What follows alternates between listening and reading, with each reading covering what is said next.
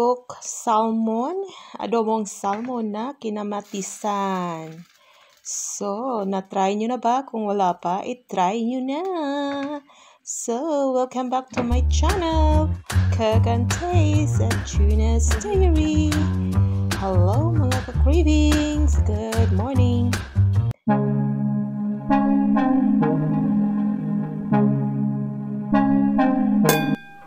Good morning mga loves. Ay, iyon. It's autumn but the winter is coming next month. Kaya ina-harvest ko na ang aking spring onions at saka kohlrabi. I don't know what's the name in Bisaya kohlrabi, but this is in German. Kohlrabi is like cabbage.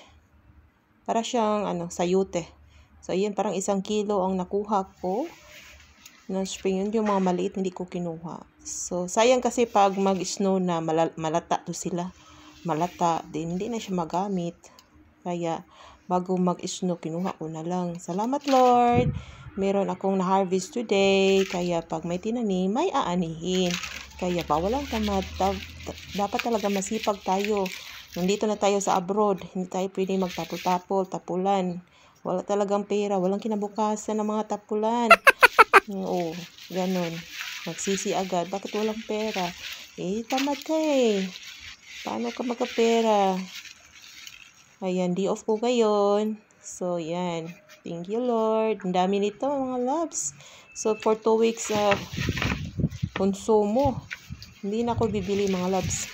Dito, mga nasa 159 euro to or nasa 120 pesos. I don't know how much na ang spring onions dyan. I think mas mahal pa nga ang spring onion dyan. Dito, lang, mas mura kasi mga tao dito laging nagtanim ng spring onions. Din ang spring onions, sabi nila, nabubuhay daw sa spring at sa lamig. Pero yung mga malalaking spring onions, kinuha ko na. Ayan, may panggamit na ako for 2 weeks, diba? Good tips sa mga nanay, mga mamshis dyan, nandito sa abroad or wala sa abroad. Kaya yun, andito naman tayo, back to my kitchen. So, malinis na ang kalaha. Maglagay lang tayo ng mantika, mga loves. So, nalinis ko na ang salmon, nahiwa ko na. Dalawa lang to kay Habi at sa akin. Si Habi, kakain naman siya ng salmon. Napakamahal nitong salmon, mga loves. Yan, konti lang nilagay ko ng mantika. Pwede namang maraming mantika. Ayaw ko na lang i-sit aside pang yung isda kasi wala ng oras.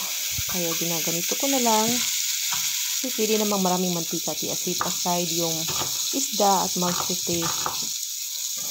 Yan.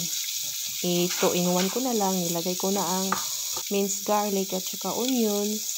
Napaka-simpleng recipe naman ito. Madali lamang sundin dahil adobong salmon na may kamatis. So, malaki ang mga kamatis ito, mga loves. Ayan. So, 2 malaking kamatis. 2 tomatoes. So, itabi lang natin konti yung salmon para ma-mash natin pa yung tomatoes. Masarap kasi pag na-mash mo yung tomatoes. At kasi gawin natin tong sauce. So, nilagyan ko pa ng oil kasi gusto ko talagang maluto at mash yung tomatoes. Kasi ito yung pang sauce natin sa fish. So, maiba naman to sa escabeche. At naglagay na po tayo ng 1 tablespoon soy sauce, 1 tablespoon oyster sauce, salt and pepper, para talaga malasa ang ating kamatis. Tomatoes. So, ayan mga loves. Madali lang to kung wala kayong mga carrots at paprika dyan. Pwede naman ganito. I-adobo nyo na lang.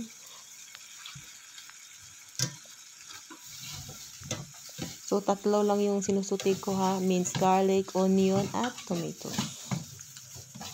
So, very easy lang ang ating pang-sauce ng ating salmon. You can try it. Para madali lang siyang lutuin. Very easy recipe. Kaya yun, masarap ito sa kanin. Ayan, may nakita kayo na pork. Ayan, for tomorrow yan. Sa next recipe ko naman yan i-share. So, thank you so much for those always watching my channel. And naglagay na po ako ng 1 tablespoon sugar. Kasi, di ba, maasim yung kamatis para may manamis-namis naman yung sauce. So, for those not yet subscribe my channel, don't forget to subscribe, like, comments, and share. So, thank you so much to everyone, for those always support my channel, and I will support you back. So, mag-iwan ng bakas para masuklian ko kayo mga loves. Ayun. So, this is ready na, and ilagay na natin to sa plato at kakain na po tayo mga loves. So, isa lang plato namin para walang maraming hugasan. Hugasin. Ayan. Magsao rami ni Mr. So, masarap ng ating sauce for our salmon. So, let's put on top. Oh, delicious na. Very delicious and healthy food. Oh, diba? Thank you. Thank you for watching. Have a nice, what is today? Friday? Yeah. Have a nice day. Happy weekend. Day off ko ngayon mga loves. Bye-bye.